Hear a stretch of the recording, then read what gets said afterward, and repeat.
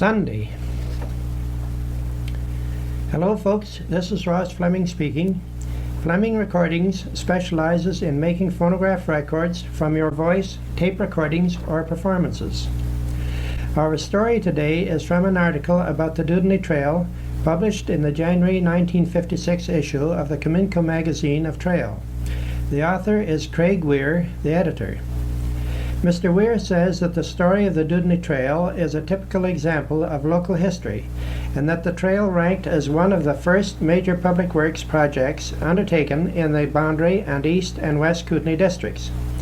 He and other writers point out, though the Dewdney Trail failed to fulfill its original intention of that period, that of establishing an all-Canadian trade route between the coast and the interior, it did, however, provide the means for development around and between local points.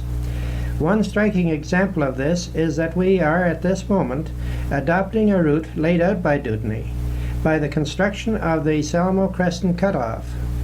This route was discovered in 1865, when Dewdney went up the Pend Oreille River, starting from Fort Shepherd near Juanita, and coming out near Nilway, thence up the Salmon River to go to the Selmo Creston Pass to reach the Creston Flats. Now here is Craig Weir's article. The story of the Dewdney Trail has no datable beginning, but the beginning is the logical place to start a story. So, of necessity, let us indulge in a small fantasy before getting down to the facts and figures of recorded history. Turn back the clock 1,000 millenniums or more. Imagine, if you will, sitting in a celestial grandstand where the drama of a world in the making unfolds before you.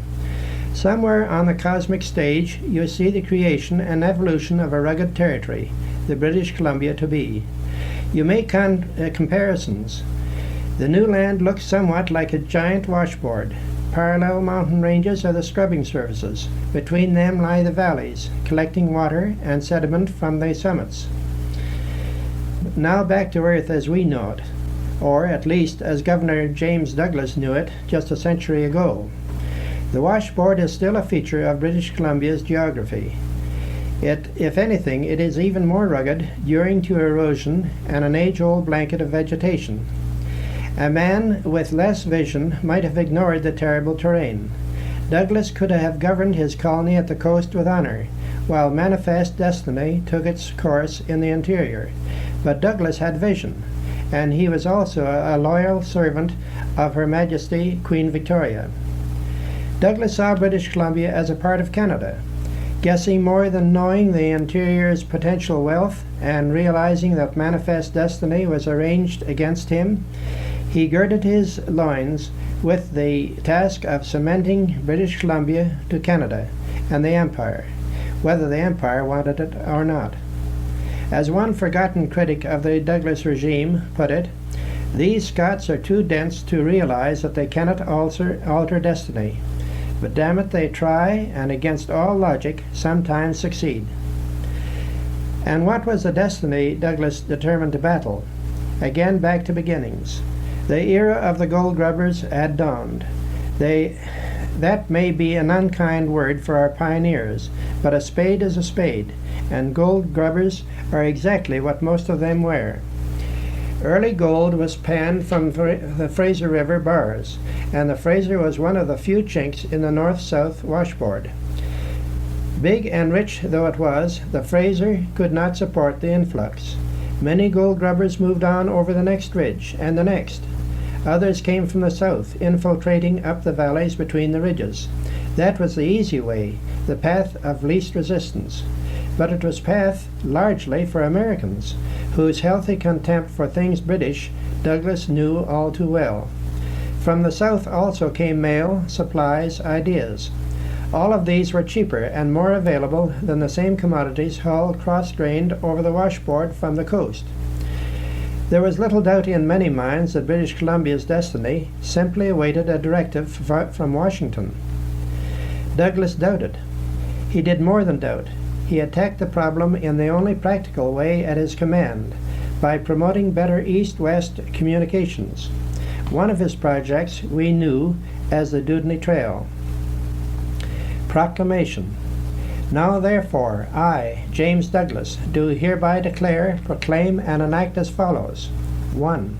On the production of any certificate of the said Chief Commissioner, stating his approval of any portion of the said works as determined by him, and the price of such proportion according to the same recited agreement, there may be delivered from time to time by the Treasurer of British Columbia to the Chief Commissioner of Lands and Works for the time being such a number of Treasury bonds in the form set out in the schedule hereunto, each bond being for the amount of £50, and bearing interest at the rate of 6% per annum from the date thereof, as shall in the aggregate amount to 4/5 of the price of the whole proportion specified in such certificate.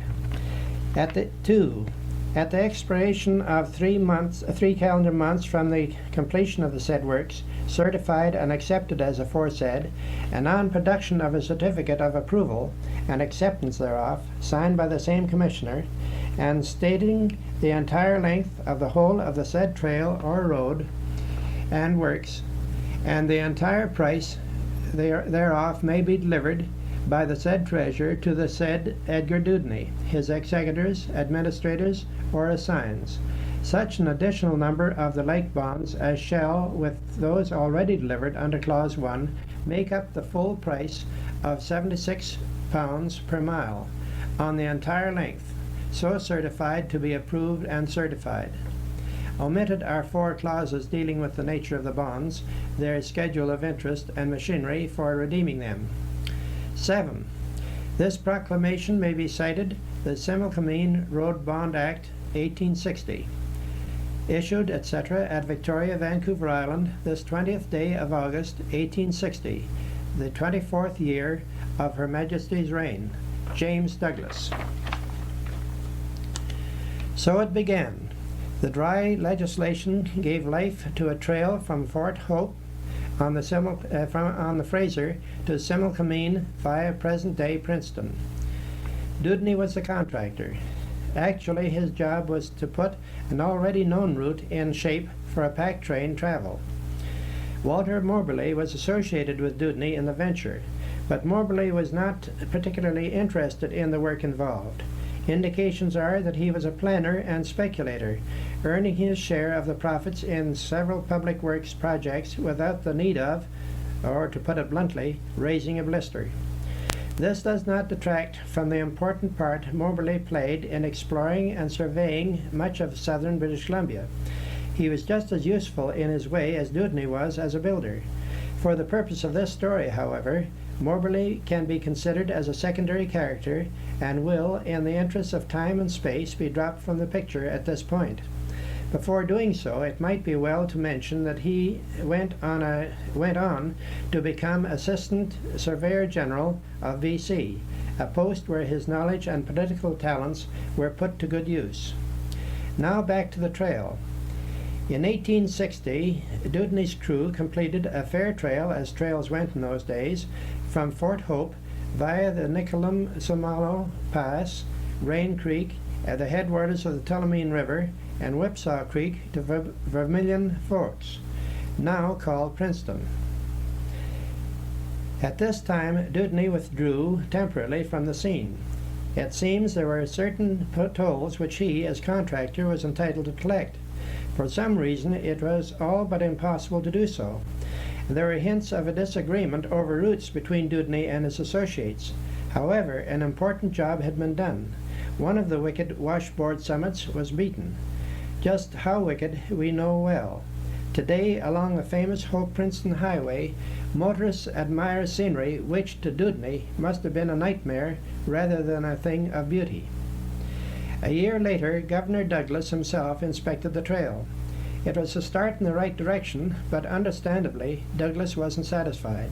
He decided that a wagon road 18 feet wide, rather than a narrow pack trail, should be built from Hope to Princeton, and beyond to Rock Creek, then the mining center of the interior. Dewdney, his difference with the associates and the authorities apparently settled or forgotten, returned to his task. It is extremely doubtful if much of the trail was widened to 18 feet. Certainly it did not extend as far as Rock Creek in so grand a style. At any rate, in 1865, the going between Hope and Similkameen was relatively easy. Again, we must veer from trailblazing for another look at the political scene. In September of 1863, Governor Douglas was knighted by his Queen. Almost at the same time, his commission as governor for Vancouver Island colony lapsed. A few months later, the dual commission he held as governor of British Columbia also terminated. Frederick Seymour took over the reins of the mainland colony in April 1864. Luckily, Seymour and Douglas thought alike on the subject of trails, and Seymour had an added incentive to see an east-west trail rush through.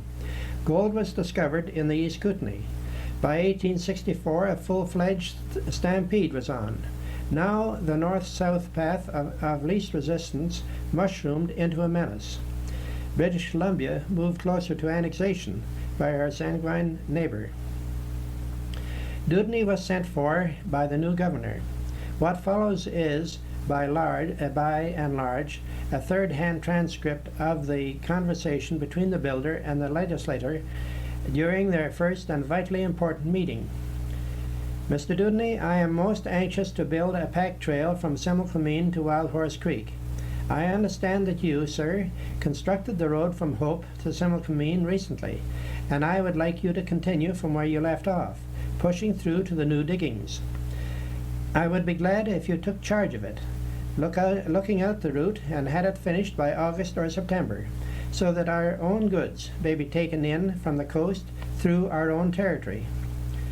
Mr. Dewdney replied, Sir, that is a pretty big job, particularly as I know nothing of the country between Similkameen and Wild Horse Creek. Be that as it may, I will tackle it on conditions, one of which is that I may choose my own men, and the other is that I am assured of enough money to pay them.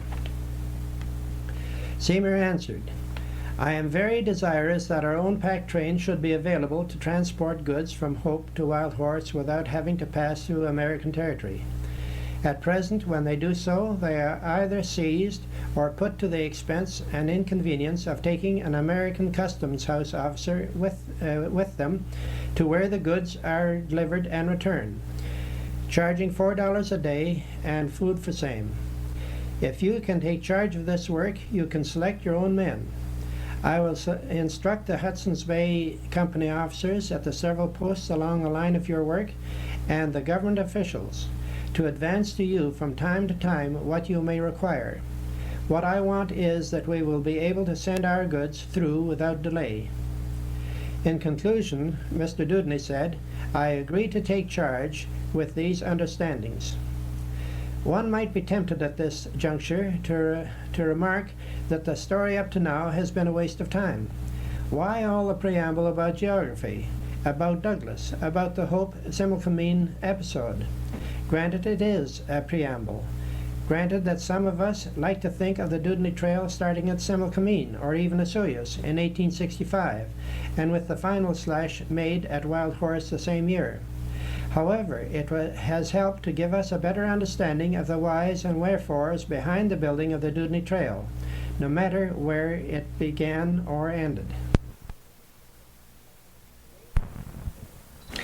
Today we are reading the second installment of the story on the Dewdney Trail, written by Craig Weir, editor of the Cominco Magazine of Trail. It might be noted that in the 1860s, the Hudson's Bay Company had trading posts, or forts, extending far down the Columbia River. Fort Colville was one of these, and was also an important source of supply to this district in the very early days. Fort Spokane was another. In fact, the sovereignty of these unorganized territories, such as Washington and Oregon, and even British Columbia, was very uncertain until the 49th parallel was established as the boundary line, the location of which was very unfair to Canadian traders and explorers, according to some authorities. It is found, however, that Fort Shepherd, across the Columbia River from Juanita, was just north of the boundary line, and so remained in Canada. Now for our second installment on the Dewdney Trail. Dewdney wasted no time. As soon as he and Seymour reached agreement, the business of recruiting labor began. Many of Dewdney's men were Royal Engineers, sappers, and miners who had been part of the famous Colonel Moody's force but were now discharged. George Turner, later a public works official at New Westminster, became Dewdney's assistant. The group quickly set out for Hope, where Dewdney hired 18 Indians to pack supplies over the Hope Mountains. One of these was an old squaw, but she more than held her own. Carrying a barrel of sugar which weighed 125 pounds, probably almost as much as she did herself, was no serious labor. Dewdney mentioned that Mrs. Pallali kept up with the caravan quite handily. The route was a trail that Dewdney had built in 1860. The implication that this was in good shape seems contradicted by the fact that they took 10 days to hike from Hope to Similkameen, an average of 7 miles per day. However, remembering Mrs. Pallali's load and the fact that the trail was a mere horse track over a 6,000-foot summit, their speed is understandable. Besides, snow was deep, and public works in those days did not include plows. In Similkameen, Dewdney paid off his Indian porters, bought horses, and headed down the Similkameen Valley. At this stage, he was on the threshold of the unknown. We can safely assume that he looked east with some misgivings. On the way, he met another traveler, Angus MacDonald, the factor at Fort Colville, who was on his way to Hope. The encounter was a happy one, for it gave Dewdney information about the lie of the land ahead. After suggesting a possible route, MacDonald said, "Take right through the mountains. You will have to cross several valleys. It is a rough country, but don't deviate from that course more than you can help." Reading between the lines, we can see the old bogey of our geographical washboard rearing its ugly head again. Dewdney then turned east and paralleled the international boundary. Probably he dipped into the Okanagan at Osoyoos. The next reference to his location is up the Kettle River, which means he reached Rock Creek. Another hump lay behind. We must assume that from Similkameen to Rock Creek, Dewdney's men did not have much work to do. For one thing, they were moving through travel country. A trail between the 2 points already existed, and in the Okanagan sector the terrain was fairly clear of overgrowth. But Rock Creek was the end of the line. Dewdney split his forces to form a two-pronged advance. The main body was given instructions to continue down Kettle Valley, making the notes of the country and especially of those portions which compelled travel below the boundary line. They were to make for Fort Shepherd on the Columbia and await their chief. Dewdney, with a party of 5, including 3 Indians, headed a short way up the Kettle, then struck across country. In the leader's words, "We passed through dense forests and over high elevations. North of Christina Lake, we encountered a bare granite range, upon which there was no vegetation. At last we reached the Columbia, coming out at a point about halfway down the lower Ara Lakes. There was no life visible, but we knew Fort Shepherd was to the south of us, the only place we could get a canoe and carry us downstream. We started a couple of our Indians for the fort, not knowing whether it was feasible or not, and awaited patiently their return. The wait was not long. Opposite the mouth of the Kootenai River, the Indians found a village and hired a canoe from the chief, Gregory. Not many hours later, Dewdney and his companions were being entertained at Fort Shepherd by Mr. Hardisty, then in charge. Dewdney found the rest of his party already at the fort, so the two groups compared notes on the routes they had surveyed. Needless to say, the southern route won. To the north, above Christina Lake, Dewdney felt the terrain was impossible, particularly as a long ferry would have been necessary to span the lower Arrow. Mr. Hardisty added his knowledge to the project. Dewdney then decided in favor of a blaze between Rock Creek and Fort Shepherd, practically astride but north of the boundary. "I then determined to explore the Kootenai River from its source to the lake," said Mr. Dewdney, "with the object of seeing whether I could get a fair crossing of the lake and utilize a pass between Crawford Bay and the St. Mary's River. I instructed my men to remain at Fort Shepherd and engage the services of a couple of good Indians." So, says Dewdney, faced with yet another set of washboard humps to cross. As far as he was concerned, no possible route was to go unexplored. Such an attitude speaks well for the man who had Governor Seymour's fast-approaching deadline to meet. The temptation to charge through to the East Kootenai and Wild Horse Creek, leaving only an indifferent trail, must have been great. Dewdney did not succumb. Instead, he and his Indians forced their birch bark canoe up the Columbia to the Kootenai, then east towards the main lake. On this trip, Dewdney almost ended his career by drowning. Near the spot where the Slocan River enters the Kootenai, he spotted a couple of ducks. Likely anticipating a toothsome supper, he pointed them out to the Indian in the bow of the canoe. Unfortunately, the gun, which the Indian had, was a percussion model, and while drawing it out of the canoe's nose, it went off. Most of the nose of the canoe vanished in a hail of heavy birdshot. But the Indian was equal to the emergency. He stepped quickly from the canoe to a shallow, held what was left of the nose in the air, and dragged everything quickly ashore, including the startled Dewdney. Repairs to nerves and birch bark took less than an hour. Then the party continued upstream. Dewdney notes that in 14 miles of Kootenai River travel, they had to portage 14 times. One can picture him making uncomplimentary remarks about the seemingly endless delays, remarks which he is credited with retracting later when the power was harnessed for the wealth of hydroelectric power. The explorers crossed the main lake to the present Crawford Bay. It appears that they also went inland at this point, but Dewdney had already decided that his trail would not pass this way. Like the Lower Arrow, Kootenai Lake was too wide for ferry transport. There is some argument as to whether the party returned directly to Fort Shepherd or explored further. However, some years later, Dewdney claimed that he had made a circuit of the upper Kootenai Lake, probably reaching present-day Argenta. He also told how the Indians showed him Chickaman or Metal Mountain, the source of lead for their bullets. We know Chickaman today as Cominco's Bluebell Mine. On this side trip, Dewdney met Dick Fry, mentioned in several histories of the district as one of the earliest residents. Back at Fort Shepherd, the builder returned to business. Now he was sure that the route to Wild Horse must lie between the foot of the Kootenai Lake and the boundary line. It seemed he had given advance warning that the flood threat in the Kootenai bottom was not too happy at the prospect. But there was no other alternative. The water between the washboard ridges this time dictated the choice. Dewdney issued orders. Most of his men were to retrace their steps, blazing the line they had followed from Christina Lake to Fort Shepherd. Then he, with an Indian and a Royal Engineer named Howell, again turned east. I crossed the Columbia at the mouth of the Pend Oreille River, which flows into the Columbia not far from Fort Shepherd. I followed it up until I struck the Salmon River. I followed up the Salmon, then crossed a divide to a creek and down it to the Kootenai bottom.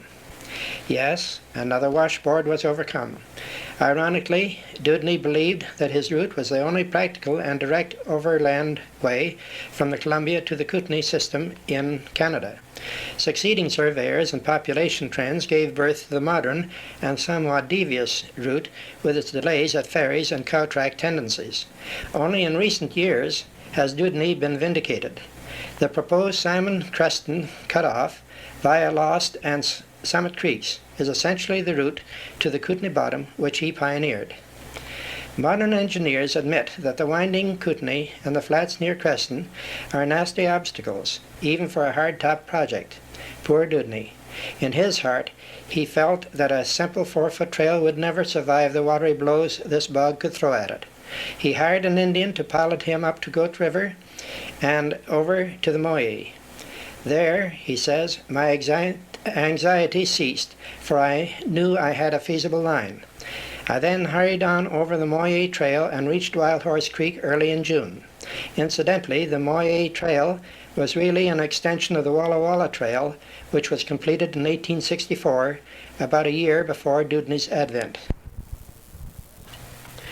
Now, in regard to our story on the Dewdney Trail, very likely you noticed that in addition to discovering the Salmo Creston Cutoff, Dewdney almost discovered the route of the cutoff between Christina Lake and Kinnaird, when he scouted up the Kettle River and emerged about the middle of the lower Ara Lakes. However, the disadvantage of having to ferry across the Ara Lakes made the lower route down the Columbia River to Fort Shepherd and thence up the Ponderay River to be more advantageous. In our broadcast today, we are proceeding the final chapter on the Dewdney Trail with a report published in the Roslyn Miner, May the 23rd, 1896, when a reporter had an interesting talk with the Honourable Edgar Dewdney, then Lieutenant Governor of British Columbia. Mr. Dewdney had formerly represented Kootenay in the Colonial Assembly and the Dominion House of Commons for several years, in addition to having a brilliant career as a Canadian statesman. Now here is the report. The Honourable Edgar Dewdney, Lieutenant Governor of British Columbia, arrived in Roslyn Tuesday and has since been around to see the big mines in the camp. On Wednesday he went through the War Eagle, and the next day he took in the Leroy, from the surface to the deepest levels. A representative of the miner had a long talk with him in his room in the Allen Hotel, when he related many interesting facts in connection with the building of the trail which has borne his name for so many years. In the fall of '64, said he, gold was discovered on Wild Horse Creek in East Kootenay, and there was immediately a great influx of miners from Walla Walla and other towns on the American side. Our merchants on the coast found themselves greatly handicapped in their efforts to get supplies into the camp, by reason of the fact that the only route to the mines passed for a long distance through American territory. The customs regulations enforced by the United States authorities was very burdensome. Governor Seymour therefore decided to open up a trail which would be in British territory all the way, and asked me if I would undertake the work. I agreed to, provided he would let me select my own men. In May of '65, I outfitted with 200 men, half whites and half Chinese. The white men I put to work building the trail from the Columbia River east to Wild Horse, and the Chinese I used from the Columbia River west to the connection with the Hope Mountain wagon road, which I built in 1960. Besides these men, I had a large force of Indians employed as packers and guides.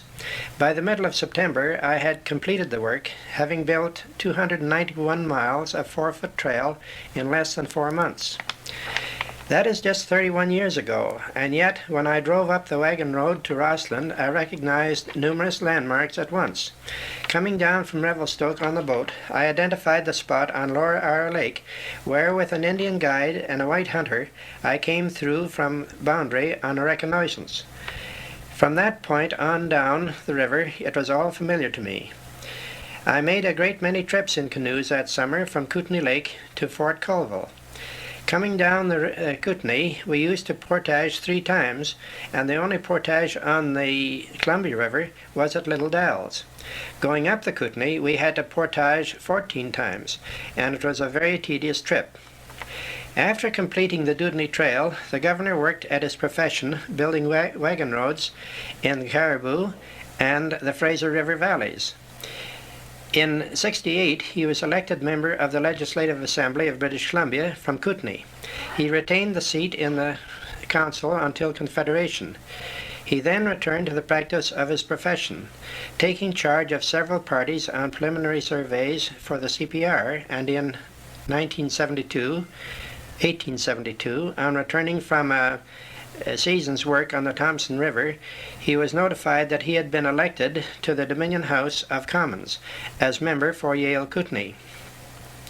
He was re-elected at the general elections in '74 and '78 and continued to represent this district until '79, when Sir John A. Macdonald appointed him Indian Commissioner for Manitoba and the Northwest Territories.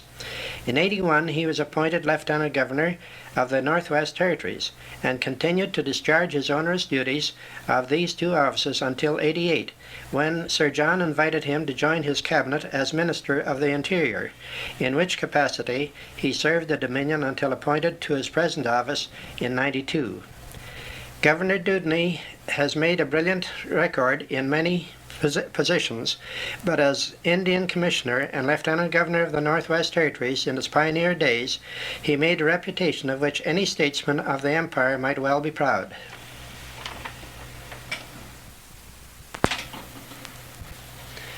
And now to conclude the story of the Dewdney Trail by Craig Weir of Trail. At Wild Horse, Dewdney engaged William Fernie as foreman of the trail building job between the mining camp and Fort Shepherd. This was the same William Fernie who later located coal in the Crow's Nest Pass, and for whom Fernie was named. With Fernie, Dewdney also hired a crew of 65 men, and the new foreman lost no time in putting them to work. It must be noted here that Dewdney's crews were supplied by American merchants, the very people who stood to lose the most if the Dewdney Trail did become a supply artery across British Columbia. That fact didn't seem to bother the builder, though later critics infer that in making arrangements with Americans in Lewiston and Colville, Dewdney himself signed the new trail's death warrant. This seems a bit far-fetched. Dewdney was simply being practical. He did not pretend that his route was better or even halfway ready to act as a supply line. The Americans could deliver the goods when needed. That was all that counted.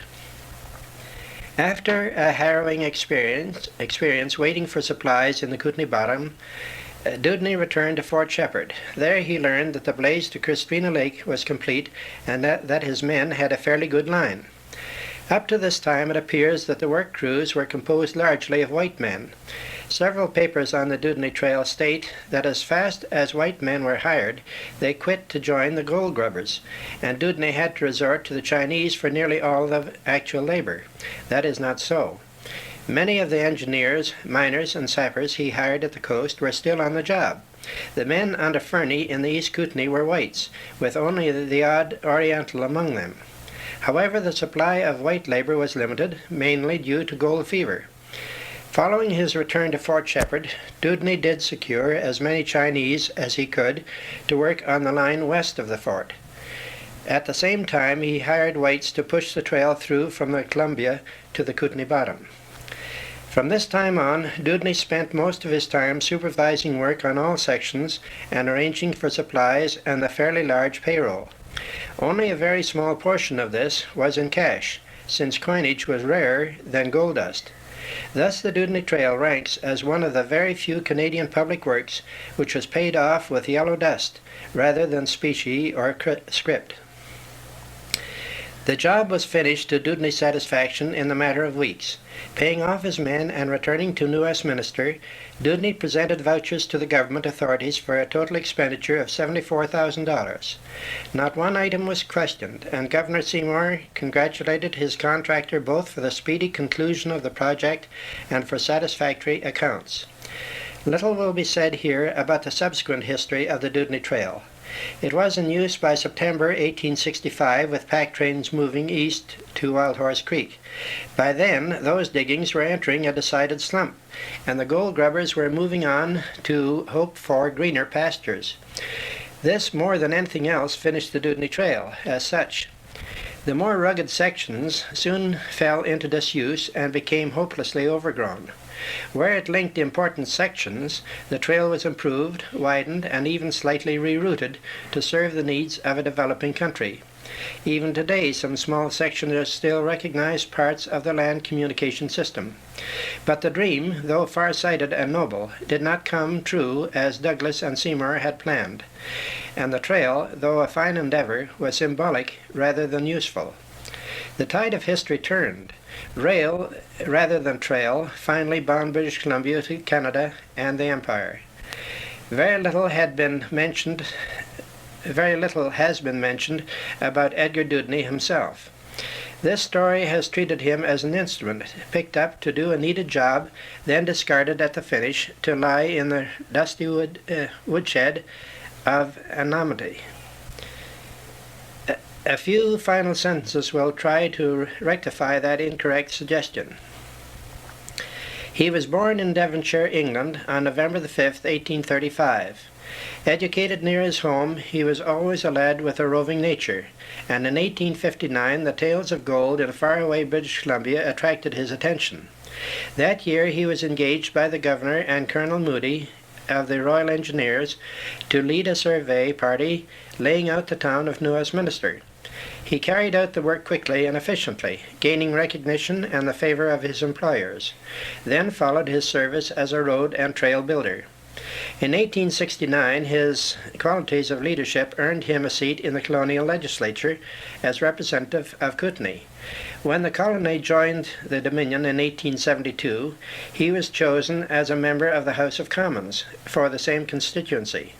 In Ottawa, Dewdney was a faithful follower of Sir John A. Macdonald, through thick and thin. In 1879, Dewdney was appointed Indian Commissioner for the Northwest Territories, and in December 1881 became Lieutenant Governor, Northwest Territories, holding both positions at once. He was called to the Cabinet on August 3, 1888, as Minister of the Interior and Superintendent of Indian Affairs. Credit for keeping the Indians in check during the famous Riel Rebellion is due in part to Dewdney's tact and influence with them. Dewdney served under Macdonald's successor, Sir John Abbott, until October 16, 1892, when he retired from the Cabinet. He was appointed Lieutenant Governor of British Columbia soon after, and held the post until November 15, 1897. He died on August 8, 1916. Dewdney's grave is in the Ross Bay Cemetery, Victoria. The epitaph reads, "In loving memory of the Honourable Edgar Dewdney, P.C., born in Devon, England, 1835, died at Victoria, B.C., 1916. My peace I give unto you, the peace of God which passeth all understanding." Erected by his sorrowing wife.